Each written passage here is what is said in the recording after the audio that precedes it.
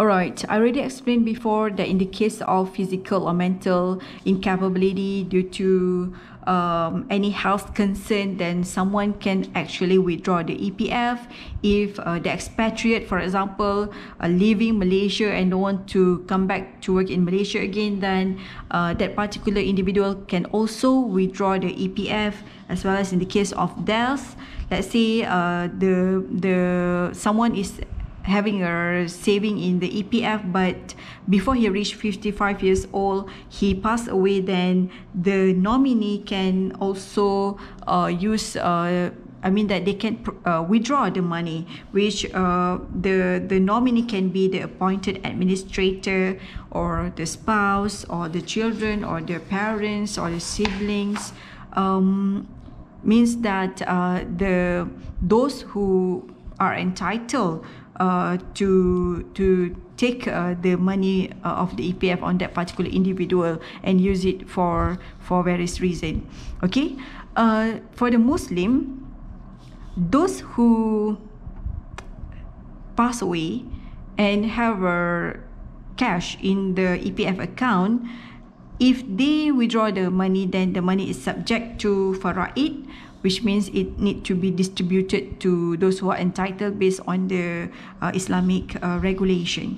Okay, in respect to EPF nomination, all EPF nomination must be witnessed by a person of at least 18 years of age, and in the case of death, then he will be able to withdraw the money. Alright, now we have a look at the non-approved funds.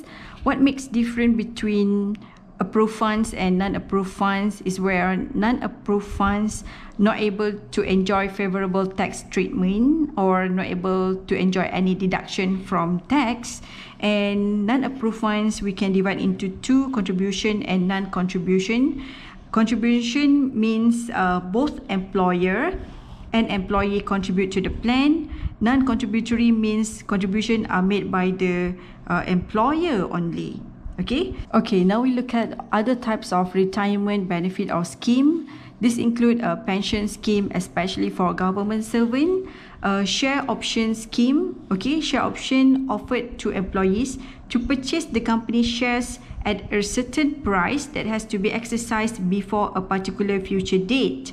So if the take-up price is lower than the market price, then the holder of the shares will make a profit out of selling the price. Okay, share option is where, if someone work in a company, then he will be given, for example, he is someone special and contribute a lot to the company, then the company might award, this is what we call as share option, at a specific price. Okay, let's say the price is 2 ringgit per share.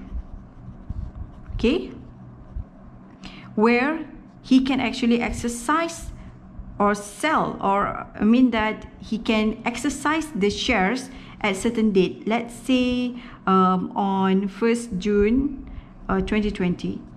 If, for example, on the 1st June, the market price of the shares is actually 3 ringgit. Therefore, once they exercise on the 1st June, and it keep increasing, for example, from 3 ringgit to 5 ringgit to 9 ringgit. So the amount of the price, this is much lower than the market price. Okay, the market price has been increased a lot. So he actually can make a lot of money if they sell the shares. Other than that, sometimes employer a lot give the shares to the top level of management because of their good performance, for example, as well as to retain them in the organization, because the logic behind it is that if they have shares in the company, then they will be more loyal to work in the company and they will work hard to increase the share price of the company. So that is part of the reason why the company provide share option or share allotment of shares. Other than that, in regards to the retirement, is what we call as retirement gratuities scheme. It is one of payments once an individual retire from work. Okay, certain company, they will provide this gratuity, or for the government servant also there is an element of gratuity for the retirement purpose. Alright, now we are going to look at the retirement planning for government servant in Malaysia. If you want to know that for government servant, normally they are not contributing to EPF, but they have what we call as pension. Alright, and pension is actually based on 50% of their last drawn salary. And in order for them to be able to get this 50% of their last drawn salary is where they have to fulfill 300 months or equivalent to 25 years of service in the government sector.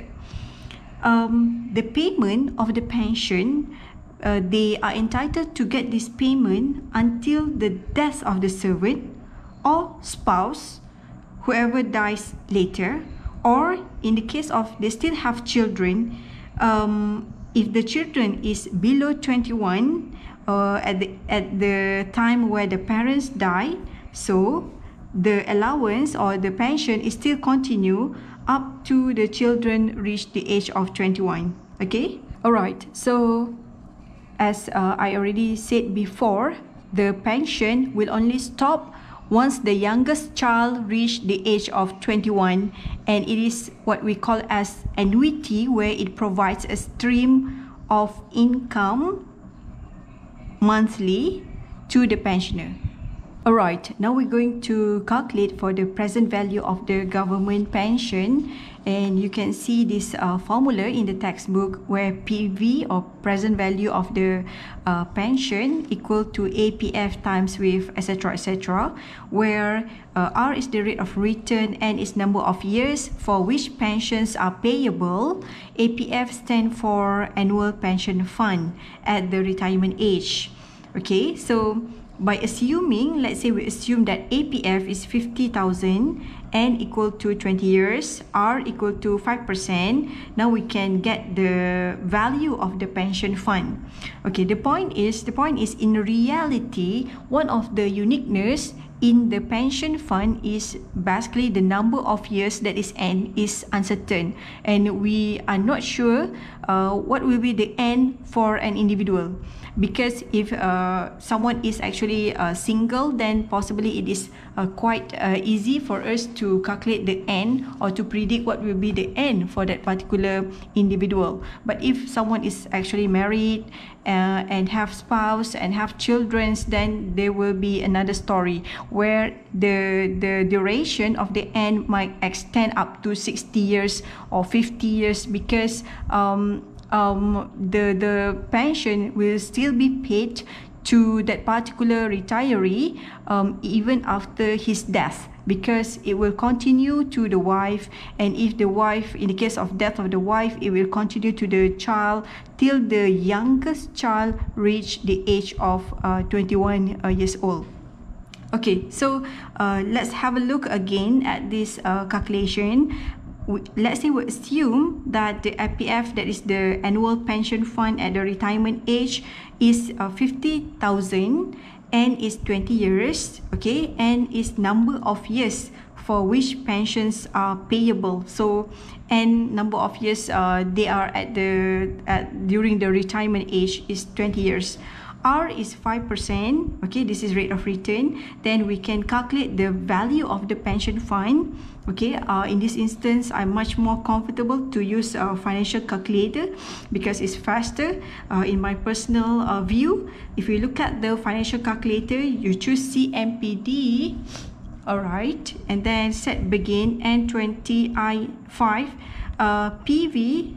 This is the present value, the one that you are going to solve. The payment is negative 50,000. This is the annual payment of of pension that the retiree receive every 0PY1CY1.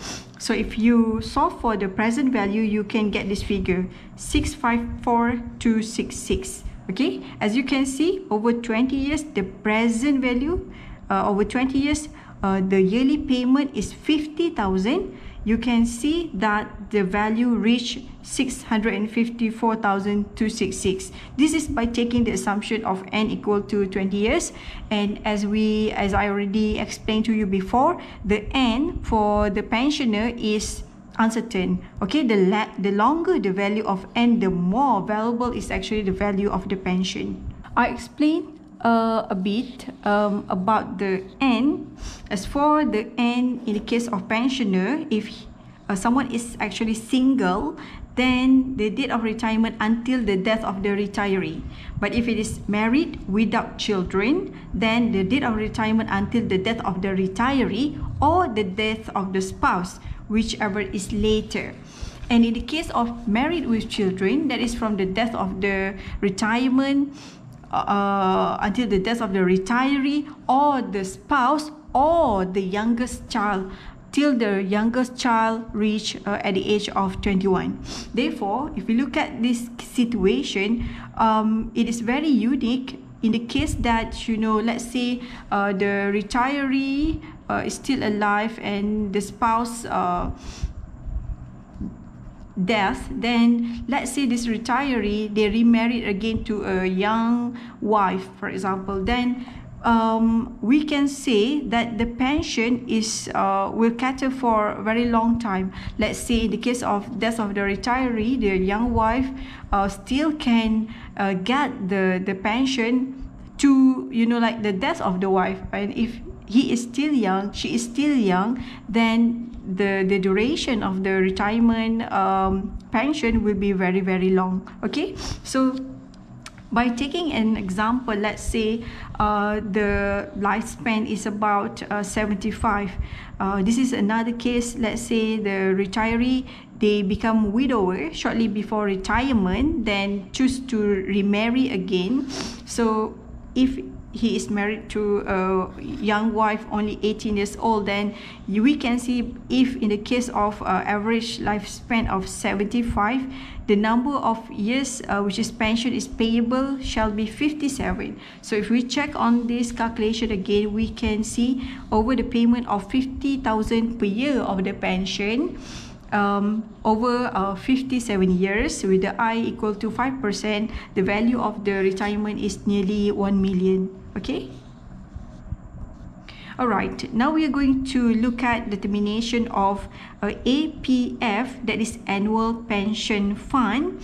Okay, this is referring to how much is the pension received annually on the first year of retirement. Alright, so we already understand the principle for pension is like 50% of the last drawn salary, where the retiree have to work minimum, that is 25 years, alright, or equivalent to 300 months. Okay, so once they fulfill this 25 years of service, that particular individual is entitled to get 50% of the last drawn salary as a pension. So this is the general rule. The formula for this is the formula for APF, annual pension fund, 0.5 means half. Okay, times with N is actually present annual salary, the last drawn salary, times with 1 plus G power of N. Okay, so G is the growth and N growth for the wages, alright, because the wage is keep increasing every year, and N is number of years before reaching the retirement. So we are going to calculate for this. Alright, now we are going to calculate for the question that we just have a look before, where, alright, the present annual salary is 36,000 and is 20 G. The growth rate of the wages is at a rate of 5%. So if we just following the formula of this, then we can easily get 47,759. So this is the pension received per year.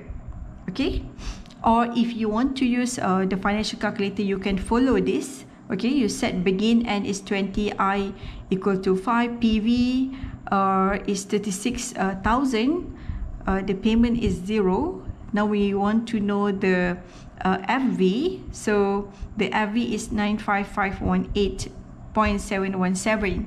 Okay, so we already know that this is actually the total amount of the pension. Okay, total amount of the total pension for 1 year.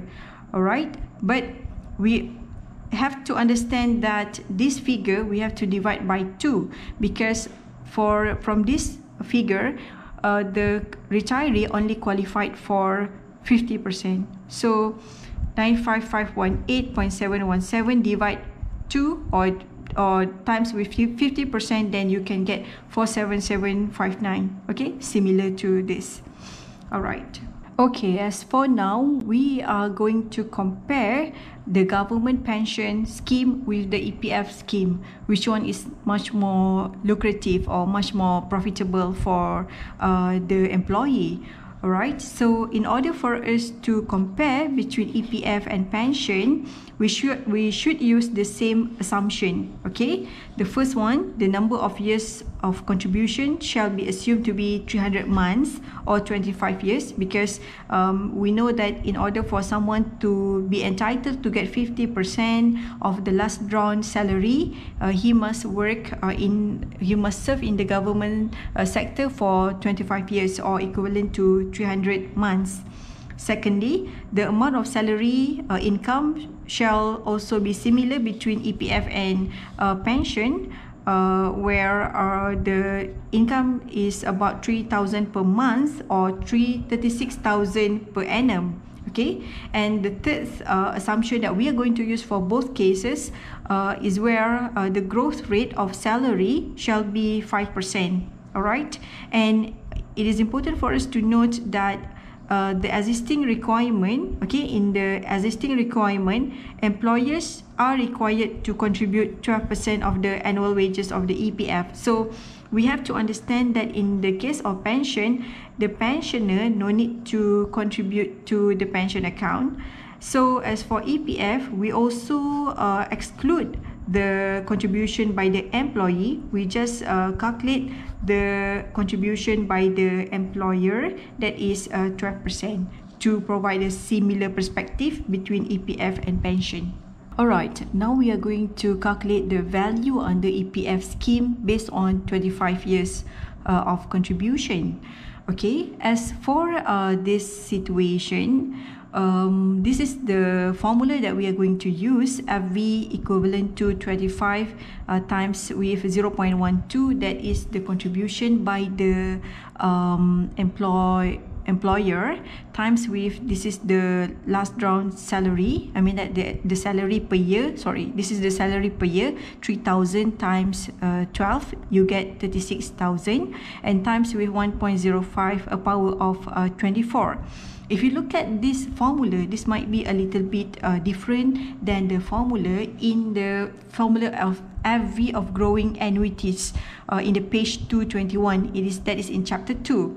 You will see that the formula in this page is very complicated, because in that particular case the R and G is different. Okay, but now in this question, actually the growth, the G is equivalent to R. Alright, so thirdly, the growth rate of salary shall be 5%. Also in this case, it is actually assumed that the growth equal to R. So when the growth equal to R, then we will use different formula. Okay, I've seen in many other calculation where in the case of growth equal to R, then the formula will come to the very basic formula of future value. This is because when R equivalent to G, it means that there is no growth effects. There is no effects, because it is assumed that that the numerator and denominator become 0, and the formula will become very basic. Therefore, As for this situation, when G equivalent to R, we can see that the formula will use just a very simple formula. You can also see some of the example in the question that I have already discussed before in the earlier chapter, where in the situation where G equivalent to R, then the formula not become complicated anymore, because it will change to just a very simple basic plain formula. Alright. As for the growing annuities, FV of growing annuities, the N you have to minus with 1. Okay, N minus with 1. So we know that the N is 25 minus with 1, then we can get 24. Okay, so I've tried to find this information in the textbook, but I couldn't get it. But I get the information from other universities in New York and NYS University, something like that, where it explained about, like the formula for FV of growing annuities when the G is equivalent to R. Okay, so I give you an example. If you look back at the, possibly you can have a look at the this chapter 2, okay, 221 chapter 2. Then you can see the formula of FV of growing annuities that we calculate in the case of EPF. Alright, so I think I've already made it clear. As for this case, the G is equivalent to R, so we use the simple basic formula of PV, 1 plus I the power of N is minus with 1.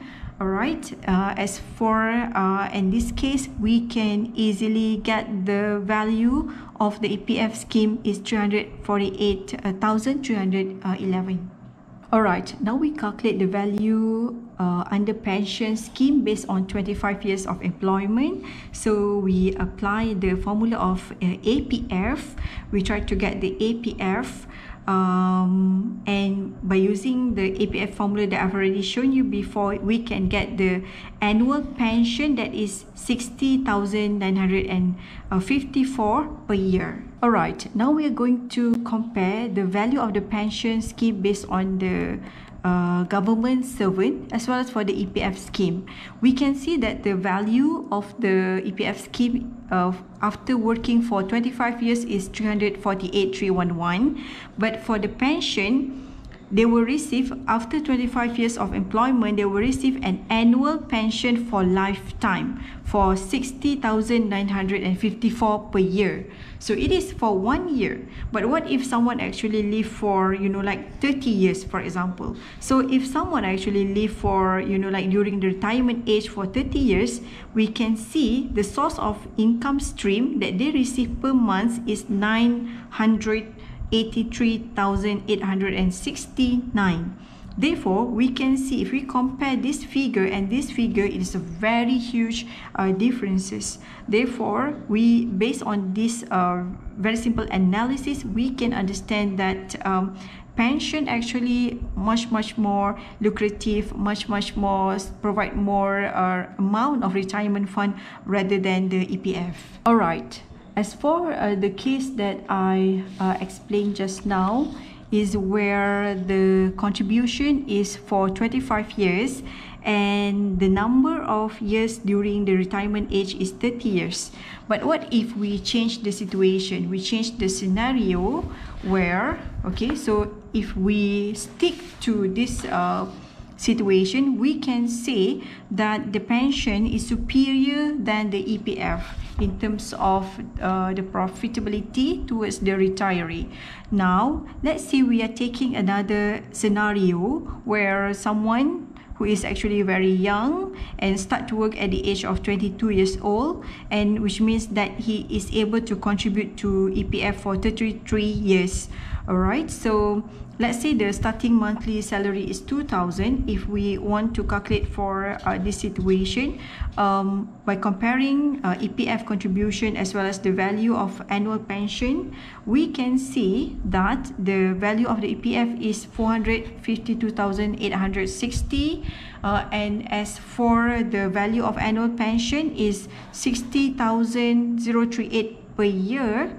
And the value of government pension, let's say they have 30 years in the retirement, which means that the total value of the government pension for 30 years of the retirement age equal to 969,082. Okay, so if we want to compare between this figure and this figure, we still can see that there's a huge gap between those two, and in terms of monetary benefit, the pension is still much better than the EPF.